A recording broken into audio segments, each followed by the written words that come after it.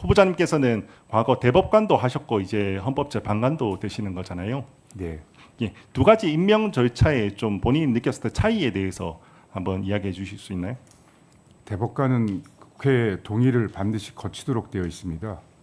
근데 이제 헌법재판관 9분은 그 지명 경로가 3분 3주로 나눠지는데 궁극적으로는 국회 3분은 국회 의사결정이 필요하기 때문에 국회의 동의를 필요하지만 대법관에 필요한 어떤 것 갖고는 좀 그 점에서 차이가 있는 것이 아닌가. PPT 한번 띄워주시겠습니까? 간략하게 제가 정리를 해봤습니다. 먼저 대법관 같은 경우는 대법관 추천위원회에서 3배수를 먼저 추리면요. 그 다음에 대법원장님께서 먼저 제청을 하시고 그 다음에 국회와 그 대통령의 지명을 동의를 받게 되어 있습니다. 이 과정에서 먼저 법원에서 먼저 추천을 하고 그 다음에 국회와 대통령 모두 동의를 얻는, 모두가 동의해야 되는 이런 절차를 좀 거치고 있습니다.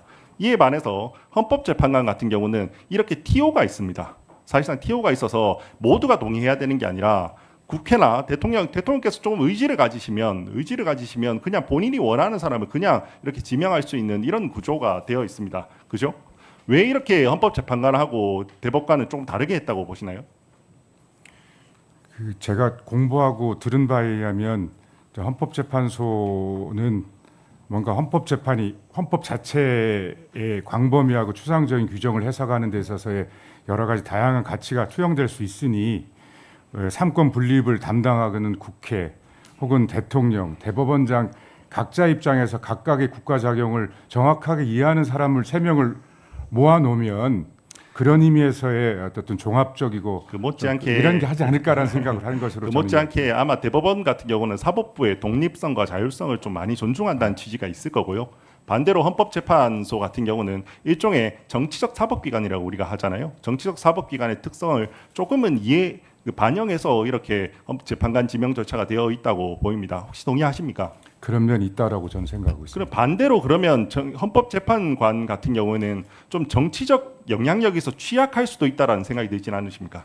그래서 우리 헌법은 그 정당 가입하지 말고 헌법재판관은 정치판이더라고요. 얼마 전에 그 본인과 경쟁하셨던 좀 후보군에서 나왔던 이름 중에 그 이재명 대통령의 변호인이 언급된 것도 알고 계십니까? 변호인이 혹시나 될 수도 있다, 헌법재판관 될 수 있다, 알겠습니까? 네. 그리고 반대로 다음 PPT를 한번 보시면요, 지금 대법관 같은 경우는 우리가 우리법연구회, 국제인권법연구회라고 해서 특정 학회 출신들이 헌법재판소에 너무 많다라는 이런 이야기가 좀 나오는 거 알고 계십니까? 늘 듣고 있었습니다. 예, 이것도 약간 정치적으로 이렇게 취약한 구조를 좀 보여주는 거 아닙니까?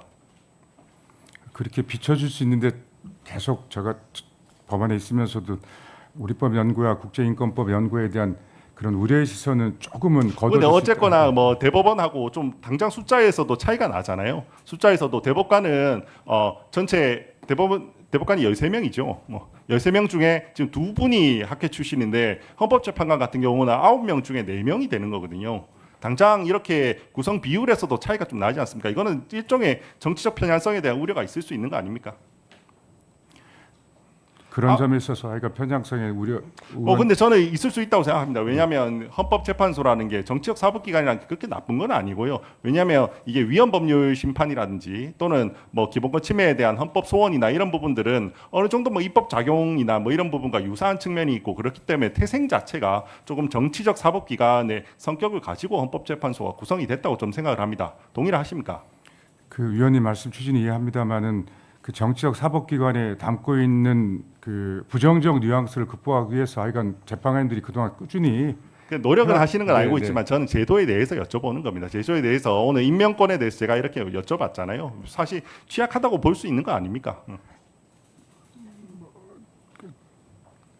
정확하게 하여간 그런 우려가 있다는 점을 아니 그러면 왜냐하면 맘먹고 이재명 대통령께서 뭐 이재명 대통령 아니더라도 다음 누군가 대통령이 정말 너무 자기만 원하는 사람을 지금은 선정할 수도 있는 구조 아닙니까 현재? 그 대통령이 지명권을 하려면 그렇게 할 수는 있잖아요. 지금 대법관하고는 조금 다르잖아요. 그죠? 지금 제도적으로는 그렇게 되어 있습니다. 그렇게 되어 있는 게 맞죠. 정치적으로 취약한 부분이 있는 게 맞죠. 취약하다 하지만 제도상으로는 취약한 부분이 있는 게 맞는 거잖아요. 이거를 왜 너무 그렇게 부인하시려고 하시는 거죠? 우리 위원님 말씀. 제가 그러면 최근에 4심제 논의가 나오는 걸 어떻게 생각하십니까? 저는 서면 질의 답변에서도 위원님 말씀드렸습니다마는 그러니까 법원의 재판에 대해서는 헌법소원을 허용하는 정책을 우리가 채택할지 여부에 대해서는 결국은 국민과 국회가 평가해야 될 문제이긴 합니다만 이 재판 소원이 들어가는 것이 실질적으로는 어떤 사심죄로 작동되는 어떤 부정적인 면도 장점과 함께 고려해서 결정해야 된다. 이런 정치적 사법기관이 대법원의 판결에 대해서 판단했을 때 우려가 되지 않습니까? 공정한 판단을 할 수 있다고 보십니까?